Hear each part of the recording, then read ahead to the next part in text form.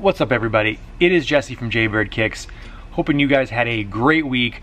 It is Tuesday. We are back with another video going over all of this week's fire releases that you need to know about. We have 5 big releases that are going to be coming out this week. You're going to get a lot of news thrown at you, but really only 3 of them are actually worth going for. Some of the other ones, personally, I would avoid.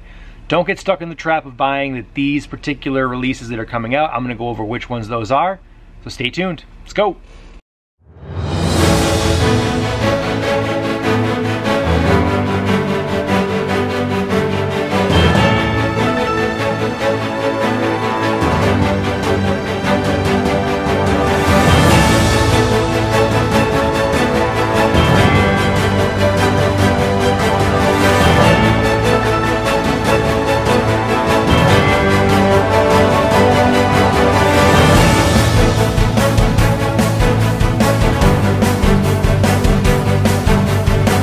Okay, everybody, welcome back to another week. First things first.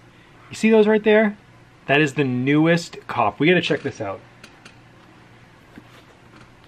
The Dunk Low SB orange label.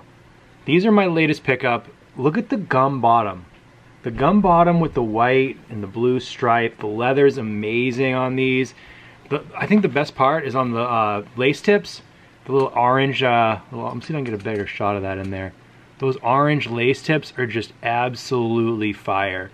They have the Nike SB imprint on them, if you can see that.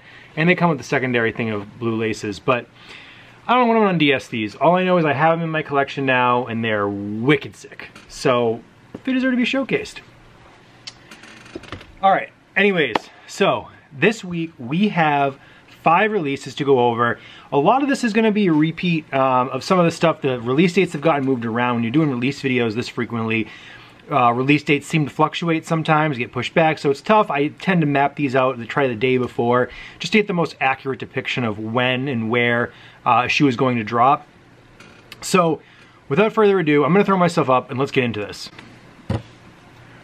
Okay, so first things first.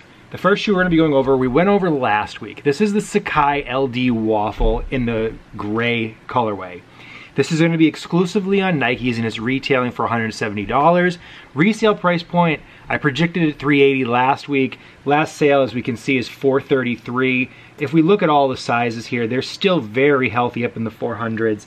I think when we actually see the release, they're going to dip, but really very, very slightly. This is a very, very nice colorway. I like it a lot. I think it's very wearable. Personally, I'm not a huge fan of this like indent that comes off on the Sakai on the back with the waffles. But, you know, other than that, I mean, it is a sick sneaker overall, and I definitely see resale prices holding steady. Downside is you're copping off sneakers, so if you get them, this is a pair that I can go either way on. If you cop it, you're gonna be lucky you got it, so you might want to hold it for personal, but I could totally see the allure in selling it. Your estimated break-even point on the apps here is going to be 219. So you're making about 160 per pair. So if you want to make the 160, definitely do it. All sizes are definitely profitable. Okay.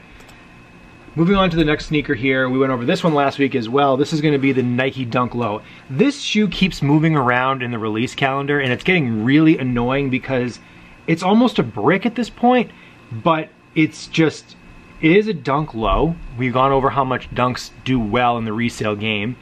And it has that red and white colorway. Personally, I'm not really a fan of these, and resale prices are sitting around $150. Meaning this is a pretty high risk investment, which is weird for a Dunk to see. You know, if you're copping this at what, $100 retail, you can probably sell for $125 safely almost. You're only making $8 on the profits unless you find a local sale. And depending on your market, that could be harder to do than in some places than others. For me, I'm staying away from this one. It's just not something that I need. It's not something that I want to hold. And let the people who want to get this shoe go for it. Don't just cop to, you know, keep people out of the game. Let them get it. It's a good shoe. All right, next up is the Jordan 14 Low. I was on the fence about reviewing this one.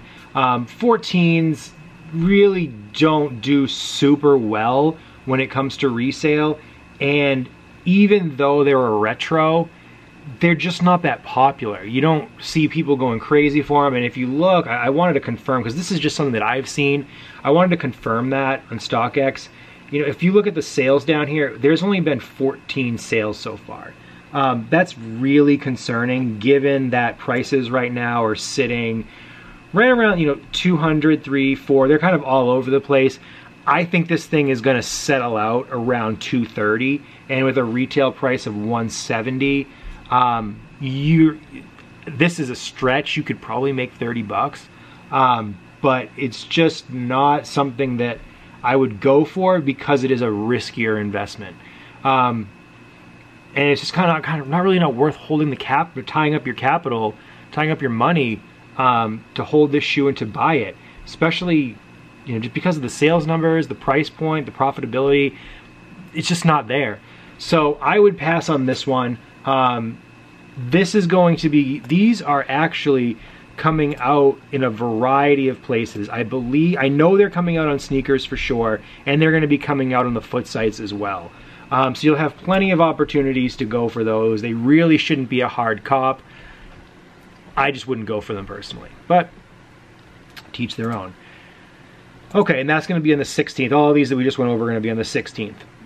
The next shoe coming out on the 18th is going to be the Jordan 13. 13s I have a love-hate relationship with. These are coming out for $190. I'm guessing retail is around, a resale is around $220, meaning almost all of the profit in this shoe is going straight to the apps. Your profitability on this looks to be about what I have it conservatively set at is about $1.40. Not worth it. This thing is an absolute brick. Same deal on this one. You're going to see this one coming out on sneakers, the foot sites, Dick's Sporting Goods, the NBA store. I don't really mess with the NBA store. It tends to get cooked immediately by bots. So it's harder, definitely harder to get something on there. But these remind me a lot of the Flint 13s. And if we take a look, I'll try to pull up those Flint 13s now. These came out last year, and I remember being able to go into Foot Locker weeks after the release, and there would still be some sitting on the shelves. So if we look at the prices on what these have done since then, $250 it seems to be where they're hovering at. It's conservatively $300 in some of the larger sizes. And if you look at this chart, I mean, they haven't done much at all. And look at the sales, 10,489. The sales numbers are there, the profitability is not. So for that reason, I think it's going to be a long hold for minimal profit, and it's really just not worth it. So I would stay away from those in all honesty. There's really not a ton to go for on this. Okay, and the last up is going to be on the 18th as well. This is going to be the Yeezy Foam Runner Ochre. This was one that I had on my release calendar. I was following it, but there was never a confirmed date that I could set down and like, this is when it's going to come. So we finally have a date for that. It's going to be coming out on Yeezy Supply. I did see Adidas Yeezy on Sneaker News, which I believe is going to be the confirmed app. I checked this morning. I did not see anything on the confirmed app yet though. So stay tuned for that. Just keep checking in on confirmed and see if it's there.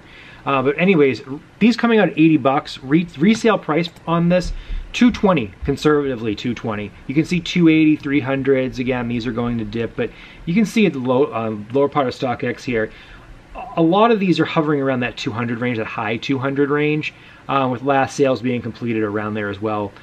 So I'm very conservatively saying 220. These are an extremely profitable pair. $111 per pair of these, and with them coming out on Yeezy Supply, if you guys bought or you know people who are running slots, this is definitely the play. They're going to be slots will sell out. I mean, depending on what it is, these are going to sell out, and even with a pay after success for someone who is running for these, they're absolutely going to still make you money. I would personally probably pay up to $50 per pair, on top of retail in order to secure these, because they're just going to go up over time. People seem to love the Yeezy foam runners right now, and everything Yeezy goes up. And this is, I mean, this is like a neutral tan khaki colorway. It's going to be very wearable. It's going to be good for the beach. So I just see this one doing really well as time goes on. So I would highly recommend going for these. Enter in the raffles if you can find some. Get in on the Confirmed app and try your luck on Yeezy supply. It can't hurt, and there's going to be a ton of stock there. So anyways, so all in all, we have 5 releases that are coming out this week. Really only, if it, for my purposes, for reselling purposes, I'm really only looking at the Yeezy foam runners and the Sakai's. I'm passing on everything else. The 14s, the 13s, those higher number retros just don't do as well. Once you get past 12, in my opinion, it's just not there anymore. People like the lower numbered retros, and I get it. But anyways, thank you for checking out another week with us. As always, we appreciate it. JBird Kickz in the house. We're gonna be back next week with another video. Hit that like, hit that subscribe. You guys are awesome. Thank you so much. Peace.